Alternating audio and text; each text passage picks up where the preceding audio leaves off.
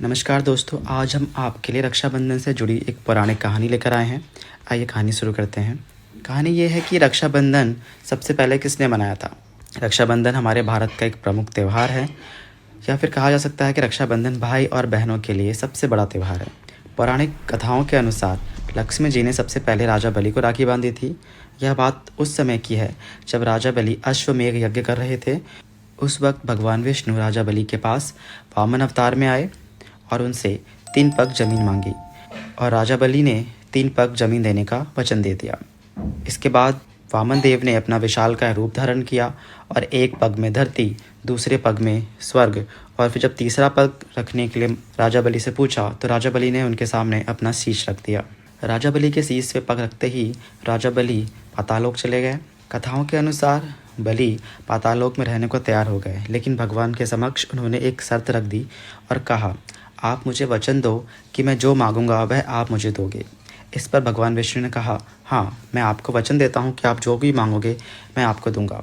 राजा बलि ने कहा, मैं जब भी देखूं तो आपको देखूं, जहाँ भी देखूं तो आपको देखूं, हर समय आपको देखूं, सोते समय जागते समय आपको देखूं। भगवान विष्णु ने राजा बलि की बात मानकर मुस्कुराए। इसके बाद भगवान विष्णु ने राजा बलि के साथ पातालोक में रहने लगे। इधर बैकुंठ में लक्ष्मी जी को चिंता होने लगी। इस दौरान नारद जी बैकुंठ पहुंचे। नारद जी को देखते ही लक्ष्मी जी ने पूछा कि आप तो तीनों लोगों का भ्रमण करते हैं, आप बताइए नारायण कहाँ हैं। लक्ष्मी जी के सवाल पर देवर्षि ने कहा कि वह पातालोक में हैं और राजा बलि के पहरेदार बने हुए हैं। इसके बाद लक्ष्मी जी ने नारद जी से इस समस्या का हल पूछा।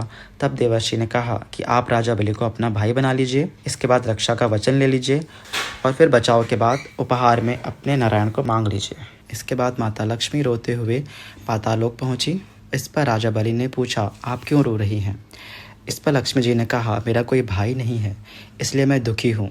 तभी बलि ने कहा, तुम मेरी धर्म बहन बन जाओ। इसके बाद माता लक्ष्मी ने राजा बलि को रक्षा सूत्र बांधा और दक्षिणा के तौर पर राजा बलि से उनका पहरेदार मांग लिया। इसके बाद राजा बलि ने धागा बंधवाया और उपहार के तौर पर उन्होंने अपना पहरेदार माता लक्ष्मी को दे दिया। राजा बलि ने कहा, धन्य हो माता, और उन्हें पहचान लिया। पति आए तो सब कुछ लाए और आप आई तो सब कुछ ले गई।